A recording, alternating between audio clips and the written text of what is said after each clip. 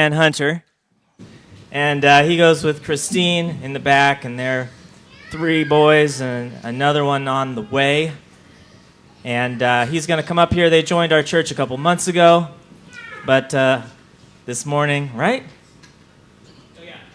Yeah, joined our church a couple months ago. They've been around for a couple years. But Ryan's going to share his testimony of what God's done in his life for us. And then after he's done, the nursery and Little Lambs can be dismissed. Or did they already go? Did they go while I was talking?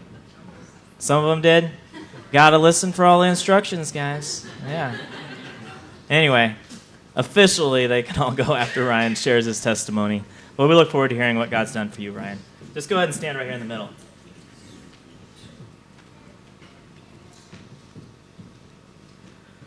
Oh man, hi everybody. So I grew up at least knowing who God and Jesus were. I'm from a I call it a fair weather Catholic family. So we did the major things, Christmas and Easter and all the major holidays, and I went to catechism. So I knew who God and Jesus were growing up, but the bad news is I knew who they were in a very distorted and twisted fashion. But it's interesting how God puts people in your life throughout your walk, even when you don't know that that's true, that's happening.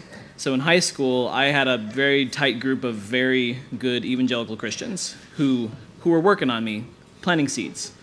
But me, being the arrogant, fair-weather Catholic I was, ignored their seeds and went into college. And as most people go into college in a worldly fashion, I went to engineering school.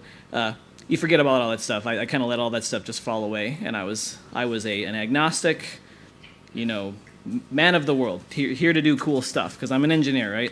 And then I made the mistake of moving to Vegas, and let me tell you, if there's any place you want to move that's really bad for your faith walk, move to Las Vegas. It's absolutely the worst place for you to grow in your faith if you don't already have an established faith.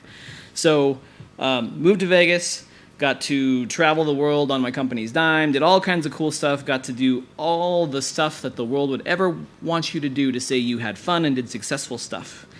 And after I did that for, how long was it? 4 years. Man, was I empty inside. I looked cool, everybody's like, look at you get to do all this cool stuff. Like, yeah, but I was an absolute wreck inside. So, in the middle of that, I met Christine. I was living in a hotel room in Anaheim, California, for almost a year total. So living out of a hotel room for a year, watching all these families every day going to Disneyland. It was really miserable because they were all having fun at Disneyland, and I was working on this gruesome project. And then I met Christine, and that was where the seeds that were planted came to fruition because she was absolutely on fire for the Lord, and for some reason she wanted to hang out with me. I have no idea why. God's grace. So, but it was funny because the seeds that were planted by my friends in high school I could see them. I could see them in Christine. And I knew that there's a reason that she's so happy and so joyful. Like, not just happy, she's genuinely joyful.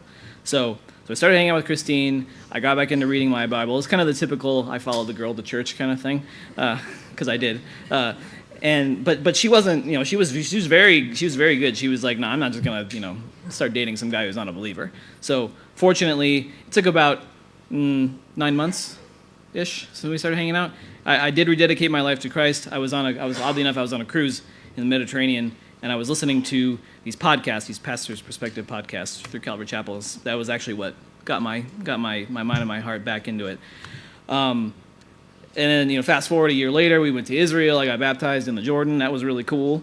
And then it's been on the road ever since. So it was really pertinent your talk today on James, because it was that reminder of, man, don't have partiality. Because if you looked at me from a worldly standpoint, I had all I could ever want, but without God filling that giant God-shaped hole, I had absolutely nothing, which was really cool to see. So thank God He did, and thank God for Christine coming into my life, or God sending Christine into my life, because that was the thing that got me back pointed in the right direction for the Lord. And also children. If it weren't for children, I don't think I'd be a lot more selfish and not be a very dedicated believer. So there you go. Thanks, everybody.